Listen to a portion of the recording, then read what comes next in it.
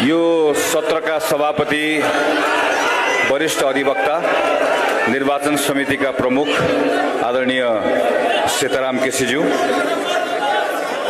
मेरो आदरणीय नेता विश्वप्रकाश शर्माज्यू, मञ्चासीन सबै नेपाली कांग्रेसका नेतागण, यहाँ उपस्थित सबै अग्रजहरू, उपस्थित सबै साथीहरू, सबैलाई फेरि एकपटक मेरो हार्दिक जय नेपाल। आज हामी नेपाली कांग्रेसको विशेष महाधिवेशनलाई विशेष ढंगले समापन गर्ने क्षणमा आइपुगेका छौं। आजभन्दा 68 वर्ष पहिला यस्तै एउटा क्षण आएको थियो, तर काठमाडौँमा होइन, विराटनगरमा। कार्यक्रमको सभापति हुनुहुन्थ्यो नेपाली कांग्रेसका नेता गिरिजाप्रसाद कोइराला, र त्यो बेलामा कार्यक्रममा मञ्चमा आज विश्वप्रकाश शर्मा बसेको जस्तै गरी बस्नु भएको थियो सुवर्ण शमशेर। सुवर्ण शमशेर नेपाली कांग्रेस पार्टीको सभापति हुनुहुन्थ्यो। सुवर्ण शमशेरले चाहनु भएको भए अझै केही वर्ष सभापति रहिराख्न सक्नुहुन्थ्यो, तर सुवर्ण शमशेरले आफै निर्णय गरेर विशेष अधिवेशन गराउनु भयो, र त्यो विशेष महाधिवेशनबाट जननायक बीपी कोइरालालाई निर्विरोध पार्टी सभापतिमा निर्वाचित गरियो। त्यसको एउटै उद्देश्य थियो, पार्टीमा आन्दोलन जानुपर्ने एउटा बाध्यता थियो पार्टीलाई। त्यो आन्दोलन निर्माण गर्नका निम्ति आजको दिनमा बीपी कोइराला योग्य पात्र हुनुहुन्छ भन्ने ठानेर सुवर्ण शमशेरले त्यो अधिवेशन गराउनु भएको थियो। यो नेपाली कांग्रेसको परम्परा हो। Hardik IVF and Fertility Center, where miracles come to life. 2046 सालको आन्दोलनको नेता सर्वोच्च कमान्डर गणेश मानसिंह हुनुहुन्थ्यो। राजा वीरेन्द्रले बोलाएर तपाईं प्रधानमन्त्री हुनुपर्छ भनिसके पछाडि म होइन महाराज प्रधानमन्त्री कृष्ण प्रसाद भट्टराई बन्नुहुन्छ भनेर आएको पार्टीको हामीहरू कार्यकर्ताहरू हुन्। आज नेपाललाई दुखेको बेलामा, नेपाली कांग्रेसलाई घाउ लागेको बेलामा हामी पनि यो भन्दा भिन्न माहौलमा, भिन्न परिस्थितिमा हाम्रा सबै श्रद्धेय नेताहरूको उपस्थितिमा भव्यतापूर्वक विशेष अधिवेशन भएको त्यो दृश्य, त्यसको साक्षी बस्न चाहन्थ्यौं। हामी कसैको पनि यो रहर थिएन यो भिन्न ढंगले यसरी अधिवेशन होस् भनेर। यो बाध्यता हो, तर यो बाध्यता यो ठाउँसम्म हामी आइ नै पुग्नु पर्थ्यो। यो जोखिम हामीले उठाउनै पर्थ्यो, र आज यो जोखिम मैले भन्दा बढी जोखिम तपाईले उठाउनु भएको छ, तल बस्ने साथीहरूले उठाउनु भएको छ, यहाँ बस्ने स्टेजमा बस्ने थुप्रै नेताहरूले उठाउनु भएको छ।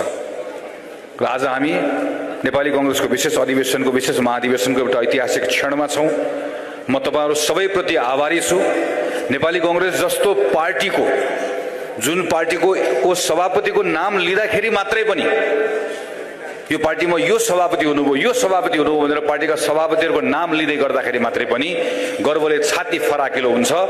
त्यो हाम्रो महान पार्टी नेपाली कांग्रेस पार्टीको सभापति जस्तो जिम्मेवारी आज तपाईहरुले सुम्पनु भएको छ। यो सानो जिम्मेवारी होइन, यो सानो अभिभार होइन। म इमानदारीपूर्वक तपाईहरुको बीचमा शपथ खाएर भन्छु, जुन विश्वासको साथ यो जिम्मेवारी सुम्पनु भएको छ, तपाईहरु कसैको पनि शिर निहुराउने अवस्था आउन दिने छैन। नेपाली कांग्रेस पार्टीको शान राख्छु। यो पार्टीमा लाग्ने तमाम पार्टीका साथीहरूले नेपाली कांग्रेस भएको कुरामा गौरव हुने अवस्था बनाउँछु, र हाम्रो देशमा कांग्रेस जस्तो पार्टी छ भन्ने अवस्थामा नेपाली कांग्रेस पार्टीलाई तपाईको सहयोगबाट पुर्याउने हो। र नागरिकहरूलाई यस्तो अप्ठ्यारो बेलामा पनि कांग्रेस छ भन्ने कुराको, जसरी हिजो कांग्रेसले भरोसा दिलाउँदै आयो, चाहे त्यो राणाशाहीको बेलामा होस्, चाहे त्यो पञ्चायतको बेलामा होस्, चाहे त्यो हिजो कुनै बेलाको नेपाल चाहिँ एउटा युद्धको चपेटामा परेको बेलामा होस्, त्यही भरोसा जगाउने काम फेरि एकपटक नेपाली कांग्रेसले गर्नेछ, तपाईलाई विश्वास दिलाउन चाहन्छु। हामी सडकमा आएकै हो। सडकमा किन आएको भने सडकको आवाज सुन्नको लागि आएको। नेपालमा एउटा परम्परा बस्यो, नागरिकहरू सडकमा आउने, सडकले राजनीतिक दलको नेताहरूलाई चुनौती दिने, तर राजनीतिक दलभित्र यसरी शक्ति जमेर बसेको हुने कि त्यो जमेर बसेको शक्तिको आधारमा पार्टीको सत्ता कब्जा हुने। अनि त्यो पार्टीको सत्ताको ताकत र बलमा सडकमा आएको नागरिकको आवाजलाई दबाइने, जसले गर्दा नागरिक हेर्दै गर्दाखेरि डेमोक्रेसी छ, हेर्दै गर्दाखेरि बहुदल छ, हेर्दै गर्दाखेरि दलहरूको बिचमा प्रतिस्पर्धा छ। तर जब नागरिक छान्न उभिन्छ त्यो बेलामा उसले महसुस गर्छ नेपालमा लोकतन्त्र होइन दलतन्त्र छ भन्ने कुरा उसले महसुस गर्छ। अझ दलतन्त्र होइन गुटतन्त्र छ भन्ने कुराको महसुस गर्छ। त्यो साँगुरो बन्दै गएको छ, त्यसलाई खुम्च्याउँदै गइएको छ। यसलाई भत्काउन आवश्यक थियो। नेपाली कांग्रेसको विशेष महाधिवेशन कांग्रेसको इतिहासमा मात्र होइन, आधुनिक नेपालको इतिहासमा भुइँ तहको कार्यकर्ताहरूले गरेको सबैभन्दा ठूलो हस्तक्षेप हो। भुइँ तहको कार्यकर्ताहरू भनेको जनताको प्रतिनिधि हो, नागरिक हो। त्यो नागरिकहरूले गरेको हस्तक्षेप हो, दलभित्र गरेको हस्तक्षेप हो। दलको नेताहरूसँग उठाएको प्रश्न हो यो। दल सुध्रनु पर्छ, दल बदलिनु पर्छ, वर्षौंदेखि भन्दै आइयो। तर दल बदल्नका निम्ति, दल सुधार्नका निम्ति भनेर मात्र होइन, गर्नुपर्छ भनेर यो पटक गरेको समय पनि हो। त्यसैले म सबै महाधिवेशन प्रतिनिधि साथीहरू जसले यत्रो जोखिम उठाएर काठमाडौँ आउनुभयो, यो चिसोमा यत्रो दिन बस्नुभयो, हामीले जम्मा 2 दिनको लागि बोलाएका थियौँ, तपाईहरु सबैप्रति हार्दिक कृतज्ञता अर्पण गर्न चाहन्छु। गाउँ तहमा बस्नुभएका पार्टीका शुभेच्छुक साथीहरू, कार्यकर्ताहरू, पार्टीका आम सदस्य साथीहरू, कार्यकर्ता पनि नहुनु आम सदस्य साथीहरू, समर्थक शुभेच्छुक, तपाईहरु सबैलाई हार्दिक बधाई दिन चाहन्छु, हार्दिक सम्मान प्रकट गर्न चाहन्छु, कृतज्ञता ज्ञापन गर्न चाहन्छु।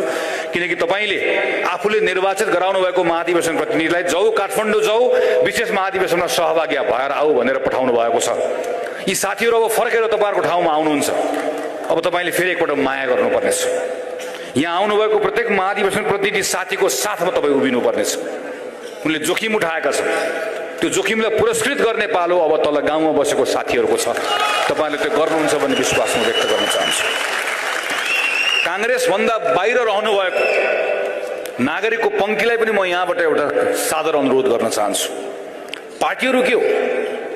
पार्टीहरू भनेको पार्टीभित्र सीमित जिम्मेवारीमा बसेका पार्टीका केही पदाधिकारीको मात्र होइन।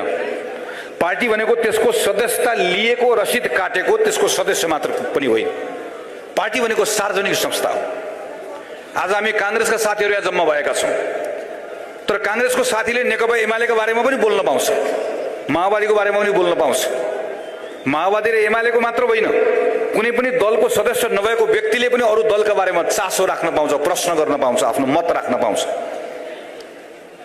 त्यसैले नेपाली कांग्रेस पार्टीको यो अधिवेशन तपाईहरुको पनि चासोको विषय हो। तपाईहरुको चासोको विषय पनि बन्नुपर्छ।